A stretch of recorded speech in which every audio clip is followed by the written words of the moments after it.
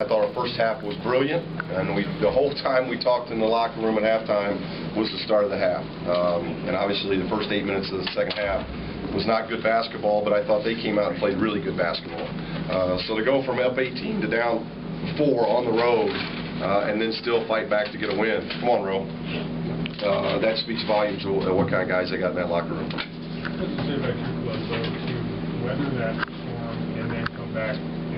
This is what I told them in the locker room, that there are a lot of teams that would have folded, that you forget about getting up 16, 18 points in the first half, you get down 4, and then the game's over. You see that in sport all the time, that you got to lead, and then you lose the lead, and you never regain the lead again. And so I'm very, very pleased that our team, Ro's done a great job. I thought Darius did a good job with his leadership tonight. Phillip a career high. Ro had a big night. Darrington, his last 10 minutes was the way Darrington can play. And those are tough assignments. Garden, Gibson, and Young are tough assignments. We did a good job in the first half. The first 10 minutes we did do a good job. But what about Will? He was terrific.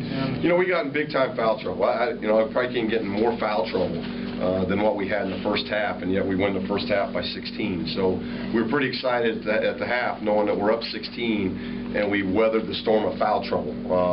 And then AJ goes boom, boom, and he's got 4, and we played Will the entire second half, and I thought he just came up with big play after big play. So I thought his minutes in the second half was a huge key. Steve, you guys are, as you said, crumbling, the place is going nuts. You get all these young kids, and one senior on the team just hits 4 huge shots. He's dagger after dagger, and that's why he's Ro. That's why I'm going to enjoy every game I got with him, because I've said it long. I'd take 13 of him in a heartbeat. And I know little Carlo was here. His brother, elementary school brother, was here today. And I'm the first to start recruiting him, because if it's a Martinez, I know what he's going to end up being. And he's right-handed, so I think he'll make more shots.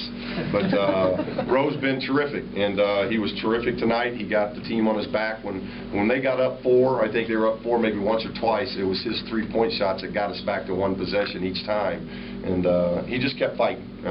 We're asking him to do a lot this year. He's a key part to our defense, and obviously a key part to what we do offensively. Steve, were you pleased with the way that you attacked their zone, especially in that first half? I don't have any qualms at all offensively. We come on the road, we shoot 50% and score 97 points, get 12 offensive rebounds. Offensively, we were as good as I could ask for. We just got to go back tonight, and the coaches will review it, and we'll do a quick teaching deal tomorrow before we turn our attention to Nicholls State.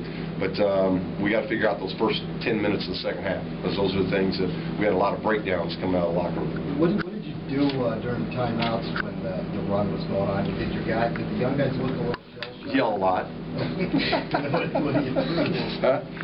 I yell a lot. So, the young guys get to understand coach yelling when we're not doing much defensively. But you know what? I hope it's lessons, Mark, that our young guys learn. That I told them at halftime that we're probably not going to shoot 62% in the second half. Teams just don't shoot 60% for the game. We had a brilliant first half offensively.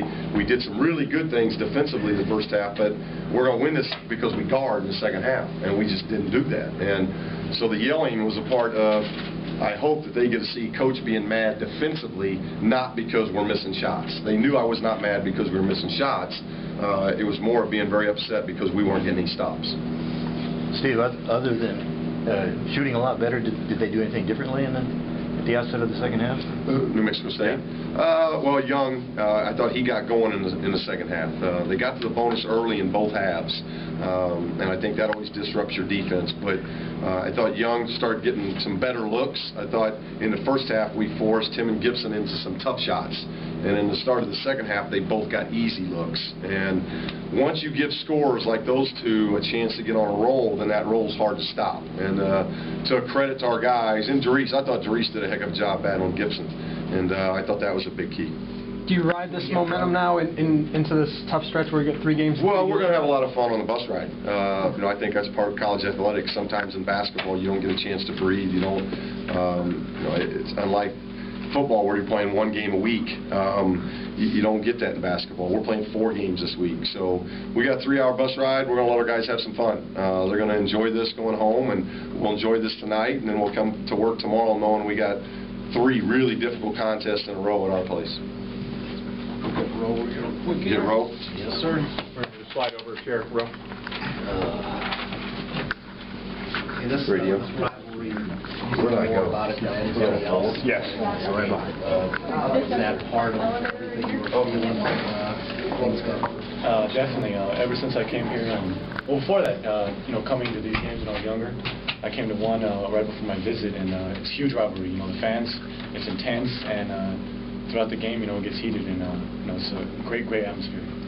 Did you hear any of the razzing? I heard a little bit directed towards you. Did you hear any of that? Did it bother you at all? I heard the razzing, and I kind of love it. I enjoy, the fans getting into it. I think it's all part of the game, and they're going to get on you, but I think that's good for basketball. How much did you want the ball when they're having that run? Well, I told me and Doris knew because we had played them before, but I told Darrington Hobson and a couple of the younger guys that we have to weather the storm, and they're a team to where they could score in bunches, and they did the second half. And we kind of had some mishaps on the defensive end, but it was important for us to hit some big shots, and I knew it. I knew that's what Daniel would do for us last year, so I knew that I had to hit a couple of big shots. And Phil hit a big shot right before then, get us going, give us confidence, and I think after that we finally got our defensive intensity up, so that was important for us. That was a conscious thing? I mean, you wanted the ball in that situation? Well, like Coach said, he doesn't get mad for missed shots. He was more upset with the defensive end, and a lot of the younger guys were